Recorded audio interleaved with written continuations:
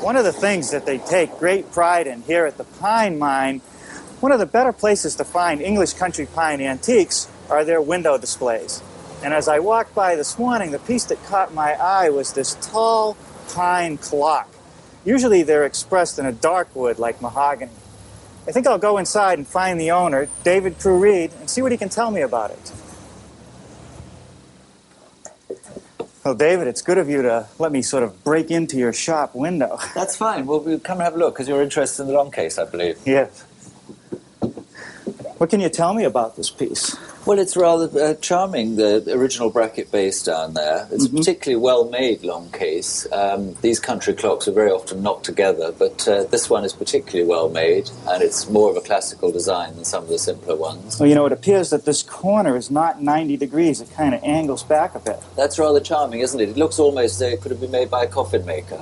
In fact, a lot of country furniture was made by coffin makers, and it's got that kind of shape to it. Craftsman's choice, I guess. Yes, it's definitely a sort of eccentric country piece. A nice door, although, you know, this little bead detail looks like it's something you could even execute with a router today. Well, it would have been made with the 19th century equivalent, and of course done by hand, but the cutting blade would have been very similar to the sort you find on a modern-day router. A nice cornice leading up into this box for the works. Yep, it's a good piece of cabinet making. Nice miters on the corners, and I like this chamfer on the edges. Yes, that adds a touch, doesn't it? That's a typically 19th century pattern. Okay. And then up into a couple simple moldings up here. Yep, finishes off with a nice original coolness. What appeals to you the most about this clock? Well, what I like about it is the fact that underneath the original paint that was on here, which was simulated to look like oak, we found that the pine is actually much more attractive, which of course we find makes all this kind of thing very saleable in the shop here. Very popular. And I do agree that revealing this wood, it's beautiful. It's come out very well. Now, how about the clock face? The face is rather nice. It's quite a rarity in a pine long case in that it's brass. Most of the faces this period were painted. It's also got an 8-day striking movement, which is unusual, but a number of West Country clocks, and this one was made in Bristol, very often wear brass-faced. We've found a few in the past, but they're quite unusual. Yeah. Well, it's beautiful, and thanks for showing it to me, because this is just the inspiration I need to build a clock back at the new Yankee workshop. Well, I hope you'll be able to afford it, and we'll make a price to tempt you.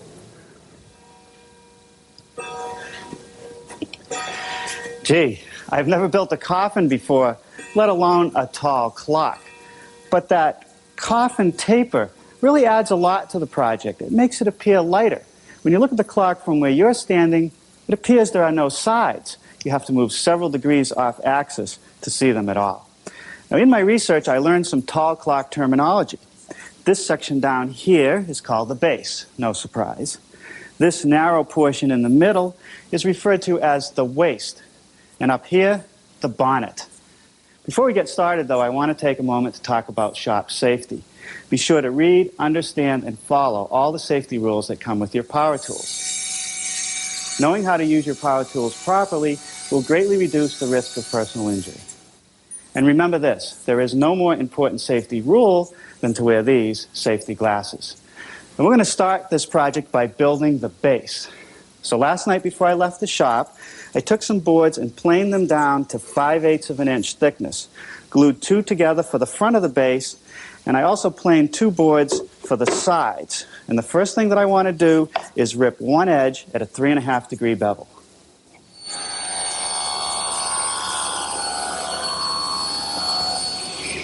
And the same thing on the other side.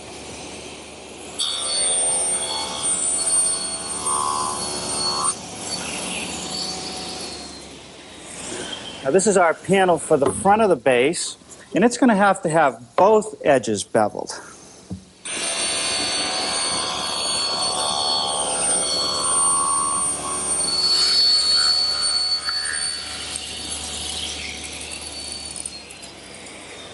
Okay, that operation cuts all 3 pieces to the correct length.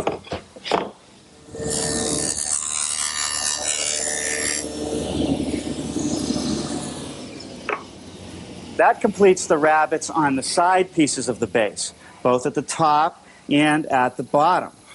Now the front panel needs some similar rabbets. The one on the bottom I've already completed at the table saw. But the one on the top is a little different. It's a stopped rabbet. I don't want a gap showing in the finished base. So I've put a straight edge clamp along the line that I've marked, and I'm going to use my router with a collar and a straight cutting bit. Now I'm just going to come in along my layout line by eye until the collar hits the clamp.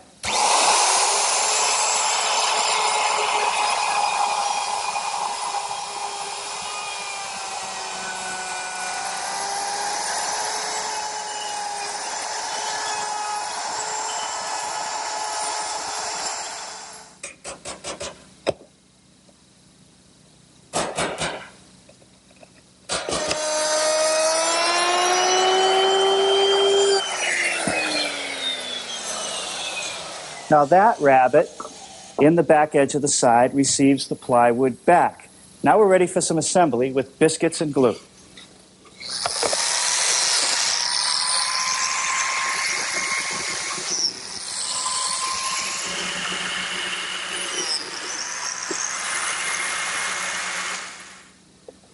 Well, now you can see that taper starting to take shape.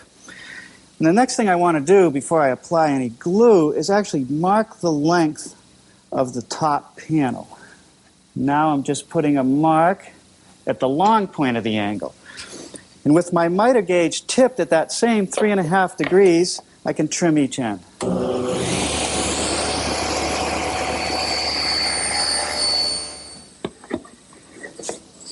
Okay, perfect.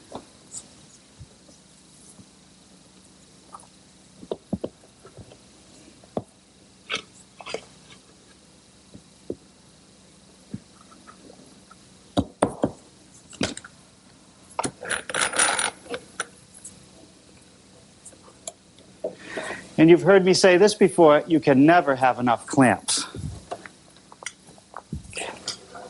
Now this bead of glue will secure the front to the top, and that's okay because all the grain is running in the same direction. But as I put the board in position, you see a classic cross-grain situation. The side wants to expand and contract with changes in humidity, but the top will move very little because it's along the length of the grain. So no glue here. Now, there is no avoiding using some kind of mechanical fastener to hold this together, but still it will allow some movement of the wood.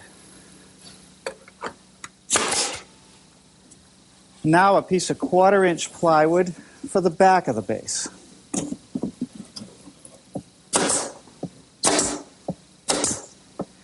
While the base dries, I want to make the face frame that fits on the waist. So I have 2 stiles. They're a little wider than what I need, and the rails. I've put double biscuit slots at each location, and now all I have to do is glue it and clamp it.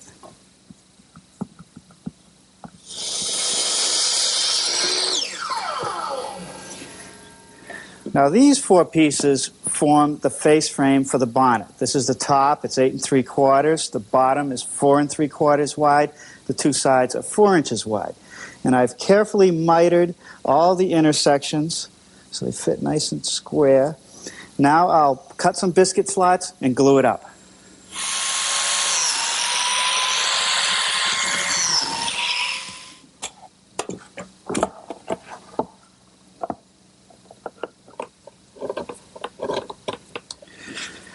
Well, now I think the base has had sufficient time to dry, so we can unclamp it and start working on the fancy details at the bottom.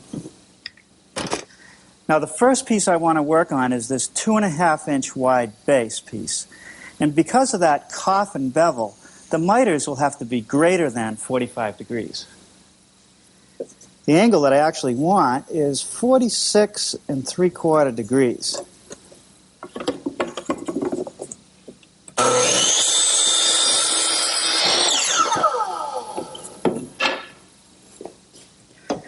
Now I'm just going to clamp this piece in place while I fit the other 2 pieces.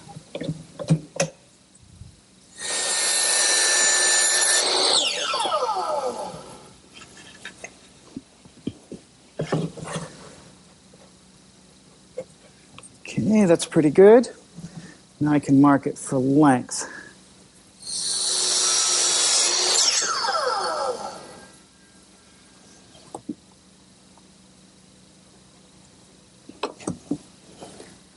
Here's a pattern that I drew up from photographs that I made of the original. And with it all laid out, I'm going to go to my scroll saw, which is really the perfect tool for cutting something like this.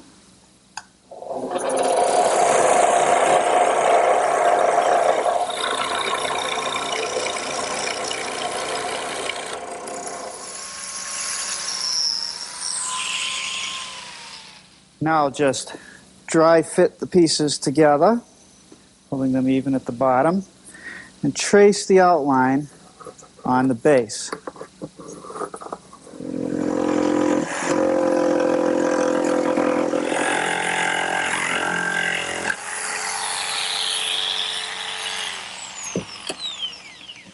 Now you'll notice that I was very generous with the cutout I made in the base. And that's because I don't want to see the base when this trim is actually applied. Before I apply the trim, I want to sand all three sides of the base nice and smooth.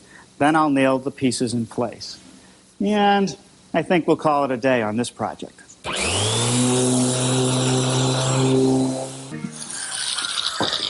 Well, I've already had some time in the shop today, and I'm starting to work on the waist, or the center portion of the clock. And there are a lot of construction details that are similar to the base.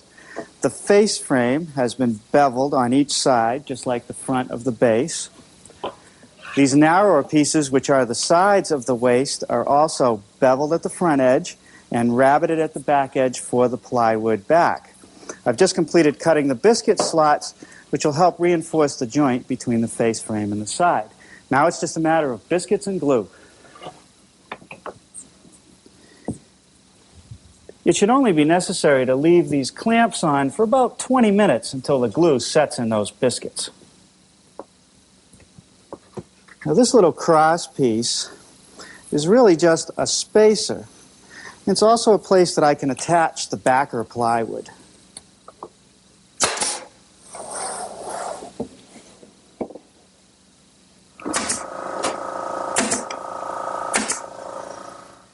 While the glue on the waist sets up, let's get back to work on the base. When I install the plywood back, I let it extend up above this top platform. Now what I have to do is notch the plywood so that this extension will properly fit into the waist.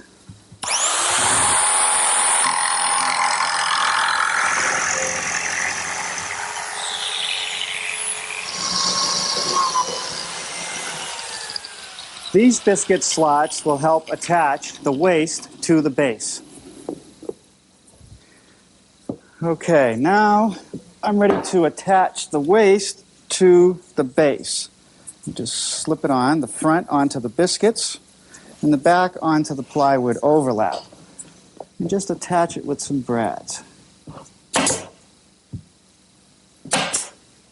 Well, now for the face frame of the bonnet. Needs a little bit of sanding.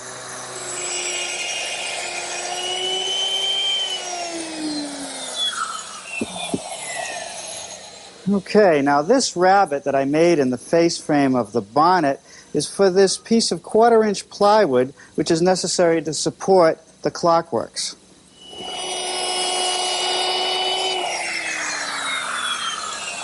This chamfer on the face frame of the bonnet is purely for decoration. The bonnet is assembled, again, using glue and biscuits. I'll clamp the sides in place and then nail the top in, set it aside to dry, and we should be able to easily finish this project tomorrow.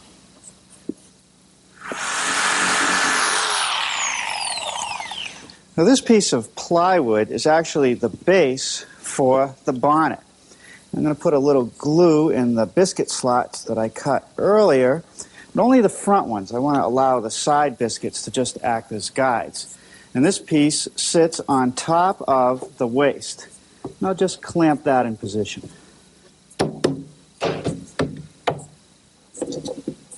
Okay, now a little more glue in the biscuit slots that I cut that will actually attach the bonnet. Again, just the front ones.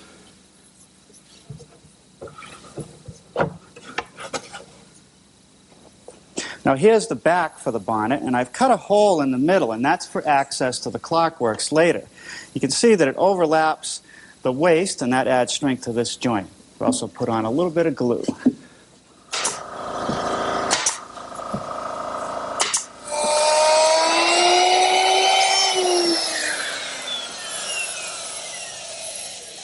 This piece of pine is going to be our door.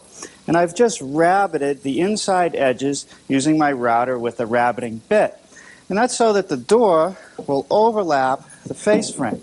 Now I want to put a decorative edge on the front side.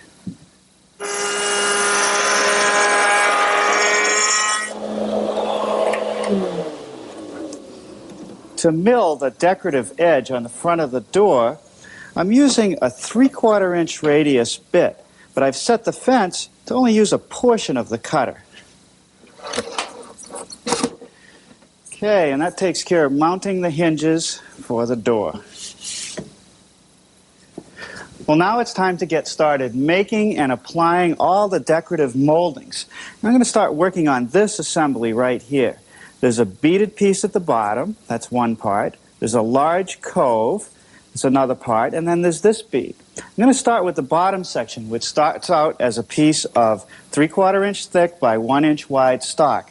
And I'm going to run it through a 3/8 inch radius bit.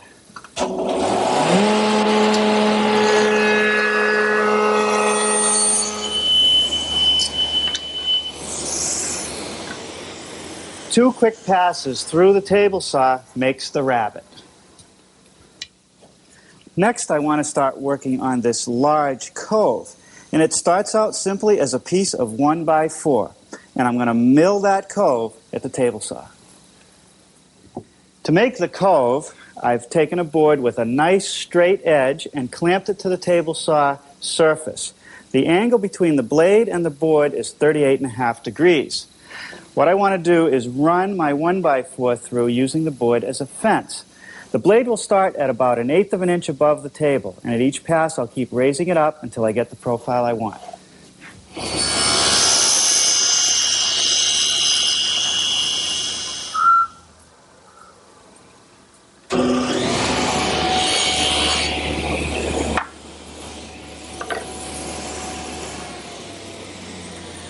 Okay, that's what I want.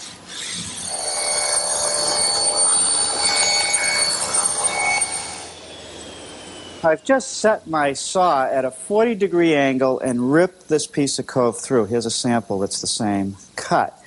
And that will allow it to fit up against the rabbit that I made in the lower piece. The next operation is to make a cut 90 degrees to that one to fit the bottom edge.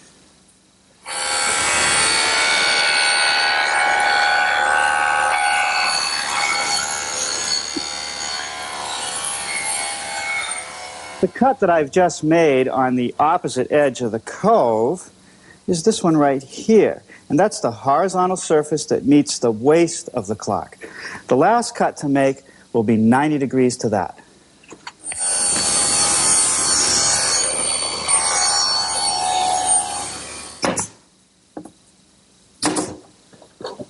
Where the base meets the waist, the first piece of molding I want to put on is this one that I made earlier. It has that bead and a rabbit.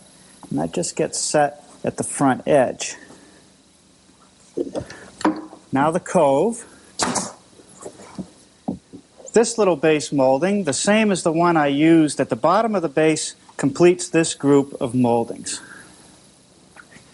Here where the waist meets the bonnet, the built-up molding is similar to the base in that it has the same beaded piece first, then a cove that was made the same way as the cove at the bottom, but instead of using a band molding, I'm using this piece, which has a wavy edge. That's what the manufacturer refers to when they call out the router bit, which I've installed in my router table, and the first step is to run a 5/8 inch thick piece through. Here I'm adjusting the fence closer so that I just use a portion of the bit to knock off the sharp edge.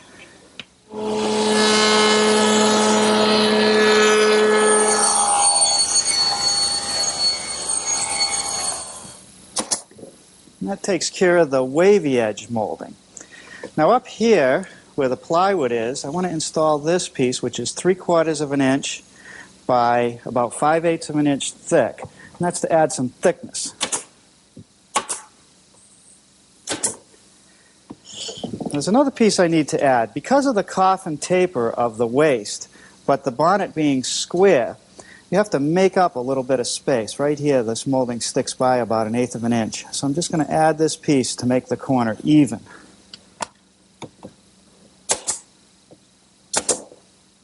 The last molding in this group is a standard band molding that I picked up at the lumber yard.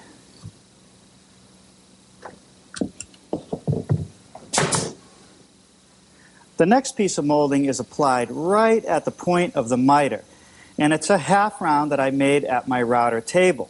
You could also purchase a half round that's very similar at the lumber yard. The final group of moldings above the half round starts with this piece, which is the same base molding I used at the bottom, except I thinned it by taking about 1/8 of an inch off the back side at the table saw.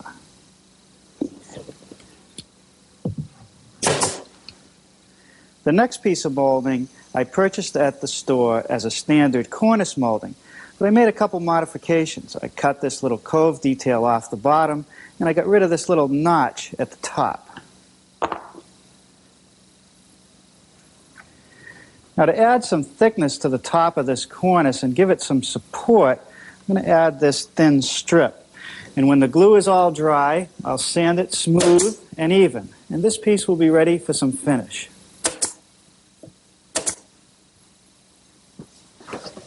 Well, country pine is the look that we want, and it seems that this stain that the manufacturer refers to as Spanish oak is just a ticket to get the right color. I'll put this on, let it dry, and then apply a couple tough coats of polyurethane. And we'll be ready to install the clockworks.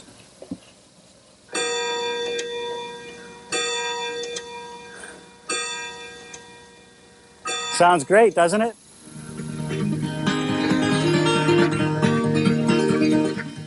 There's more wondrous woodwork next this afternoon as Paul Bradburn applies his contemporary style to the design of a cutting-edge CD unit after the break.